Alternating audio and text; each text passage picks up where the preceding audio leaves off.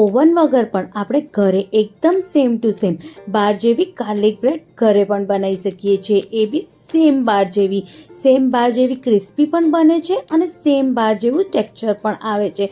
અને સહેલી તો એટલી રેસીપી છે કે તમે કોઈ પણ આને ઇઝીલી બનાવી શકે છે. તો ચલો જઈએ આપણે રેસીપી તરફ. મેં અહીંયા 1 વાટકી જેટલો મેદો અને 1 વાટકી જેટલો ઘઉંનો લોટ લીધો છે. તમે એકલા મેદાનો ઉપયોગ પણ કરી શકો છો, પણ મેં અહીંયા 2 મિક્સ કરીને લોટ લીધું છે. હવે મેં 1 વાટકી લીધી છે, એમાં અડધી વાટકી જેટલું આપણે ઘરનું દહીં લેવાનું છે.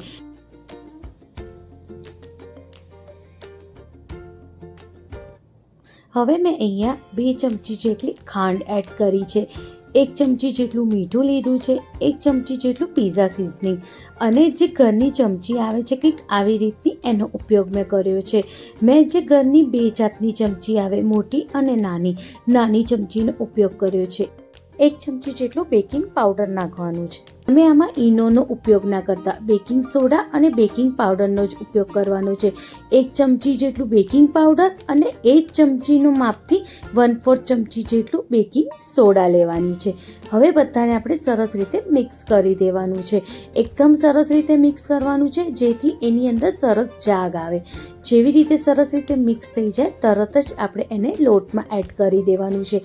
સહેજ બી રાહ નહીં જોવાની, તરત જ આપણે એમાં નાખી દેવાનું. હવે એમાં આપણે થોડું પાણી નાખીશું અને વધારે જે ચોટેલું દહીં છે એને પણ આપણે લઈ લેવાનું છે, કંઈક આવી રીતે. હવે બધાને આપણે સરસ રીતે મિક્સ કરવાનું અને એક ઢીલો લોટ બાંધવાનો. બહુ કાઠો બી નહીં અને રોટલી જેવો બી નહીં. રોટલી કરતાં પણ થોડો ઢીલો લોટ બાંધવાનો છે, તો જ આપણી garlic bread same to same બાર જેવી બનીને રેડી થશે. બસ આવી જ રીતે પહેલાં સરસ રીતે મિક્સ કરી દેવાનું અને થોડું પાણી એડ કરીને એક સરસ ઢીલો લોટ બાંધીને રેડી કરી દેવાનું. તમે વિડીયોમાં જોઈ શકો છો કેટલો ઢીલો અને કઈ રીતે મેં લોટ બાંધીને રેડી કર્યું છે.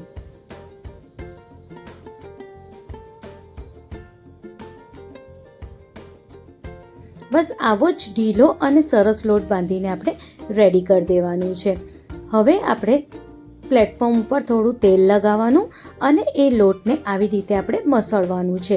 લગભગ 5 મિનિટ સુધી આ લોટને આપણે સરસ રીતે મસળવાનું છે, જેથી લોટ એકદમ સરસ આપણું રેડી થઈ જાય. આ લોટથી તમે ગાર્લિક બ્રેડ અને પિઝા બી બનાવી શકો છો. અને આ લોટથી જ્યારે તમે પિઝા બનાવશો તો પણ એનો ટેસ્ટ બહુ જ સરસ અને એનું જે ટેક્સચર છે એ બહુ સરસ આવે છે. હવે એને એક ડબ્બામાં મૂકીને લગભગ અડધો કલાક માટે સાઈડમાં મૂકી દેવાનું. હવે મેં અહીંયા એક આખા લસણનો જે પેંડો આવે છે એની જેટલી કળીઓ હતી બધી મેં લઈ લીધી છે. એને કંઈક આવી રીતે આપણે ફ્રાય કરી દેવાનું. ફ્રાય કરીને એને આવી રીતે આપણે ચમચીની મદદથી સ્મેશ કરવાનું છે. જ્યારે સરસ રીતે આવી રીતે સ્મેશ થઈ જાય પછી મેં અહીંયા 3 મોટા ચમચા ભરીને બટર લીધું છે. અગર તમે ગ્રામમાં ગણવા જાઓ તો 50 ગ્રામ જેટલું બટર લીધું છે. અડધી ચમચી જેટલું પિઝા સિઝનિંગ અને અડધી ચમચી જેટલું ચીલી ફ્લેક્સ એડ કર્યું છે અને થોડુંક જ મીઠું એડ કરવાનું અને થોડી કોથમીર. મીઠું થોડું એટલે એડ કરવાનું કારણ કે ઓલરેડી બટર સોલ્ટેડ જ હોય, એટલે બહુ મીઠું ના થઈ જાય, એટલે આપણે થોડુંક મીઠું એડ કરવાનું અને આવી રીતે મિક્સ કરીને આપણો બટરને રેડી કરી દેવાનું. અડધો કલાક થઈ જાય એટલે ઘરની જે જૂની કઢાઈ હોય કે કુકર જે બી જૂનું હોય એને લઈને આવી રીતે એની અંદર મીઠું નાખી દેવાનું અને એક નાનું સ્ટેન્ડ મૂકવાનું અને એને પ્રીહીટ કરવા માટે એને મૂકી દેવાનું. પ્રીહીટ કરવું બહુ જ જરૂરી છે. આપણે ઓવનમાં બી કોઈ બી વસ્તુ બનાવતા પહેલાં પ્રીહીટ કરીએ છીએ. તમે જે બી લીડ આવી રીતે નાખો એ લીડને સહેજ બી હવા બહાર ના જવી જોઈએ. જો અડધો કલાક પછી લોટ એકદમ સરસ સેટ થઈ ગયો છે. જો કંઈક આવી રીતે, બસ આવો જ લોટ હોવો જોઈએ. આ બહુ ફૂલશે નહીં પણ સેટ બહુ સરસ થઈ જશે. હવે લોટના 2 ભાગ કરી દેવાના અને એક ભાગને આપણે લઈ લેવાનું કંઈક આવી રીતે. નીચે પહેલાં બટર પેપર ઓરસિયા પર મૂકવું બહુ જ જરૂરી છે, જેથી એને આપણે ઉચકવું બહુ સરસ રીતે થાય. અગર તમે બટર પેપર નહીં મૂકશો તો તમારું જે બ્રેડ છે એ નીચે ઓરસિયા પર ચોંટી જશે અને બરોબર ઉખડશે નહીં. એટલે બટર પેપર મૂકીને આવી રીતે આપણે વણી લેવાનું. આપણે જે વણવાનું એ એક જેમ આપણે જાડી ભાખરી વણીએ છીએ એવી રીતે આને જાડી જ રોટલી વણવાની કંઈક આવી રીતે. હવે વચ્ચે વચ્ચે જે આપણે બટર રેડી કર્યું છે એ લગાવવાનું, આપણે ધારે નહીં લગાવવાનું, વચ્ચે વચ્ચે જ વધારે લગાવવાનું અને સરખું બટર લગાવવાનું. બહુ આમ ખાલી લગાવવા પૂરતું નહીં પણ આમ સરખું લગાવવાનું, જેથી એનો ટેસ્ટ બહુ જ સરસ આવે. હવે એક ચીઝ ક્યુબ લેવાની અને ચીઝ ક્યુબને પણ આવી રીતે છીણી લેવાનું. બહુ ધારે ધારે નહીં પણ વચ્ચે આવી રીતે આપણે છીણવાની. જ્યાં બટર લગાવ્યું હોય ત્યાં સુધી આપણે ચીઝ છીણી શકીએ, પણ એક જ સાઈડ ચીઝ છીણવાની છે, આખામાં ચીઝ નથી ફેલાવવાની, કંઈક આવી રીતે. હવે એની ઉપર થોડા આપણે મકાઈના દાણા, થોડા કેપ્સિકમ અને લીલા મરચાં આવી રીતે ખાલી ભભરાઈ દેવા. હવે ધાર ઉપર આપણે પાણી લગાવવાનું, બહુ બધું નહીં, હાથમાં થોડું પાણી લઈને એને કંઈક આવી રીતે આપણે બધી ધારો ઉપર લગાવી દેવાનું, જેથી આપણે જ્યારે એને ફોલ્ડ કરીએ ત્યારે સરસ રીતે એ ચોંટી શકે. અને ફોલ્ડ કરતાં પહેરી બીજો બટર પેપરના મદદથી જ આવી રીતે આપણે એને ફોલ્ડ કરી દેવાનું, કંઈક આવી રીતે.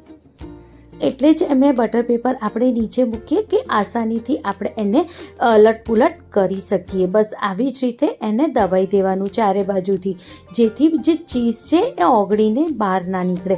અને હવે જ્યારે બટર પેપરની વચ્ચે આપણે આને લઈ લેવાનું ગાર્લિક બ્રેડને.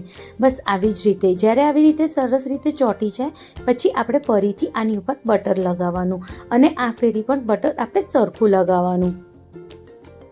બસ આવી જ રીતે આખામાં આપણે જે બટર છે ગાર્લિક બટર એને આવી રીતે લગાવી દેવાનું છે. હવે આની ઉપર મેં થોડી પિઝા સિઝનિંગ અને થોડા ચીલી ફ્લેક્સ નાખ્યા છે.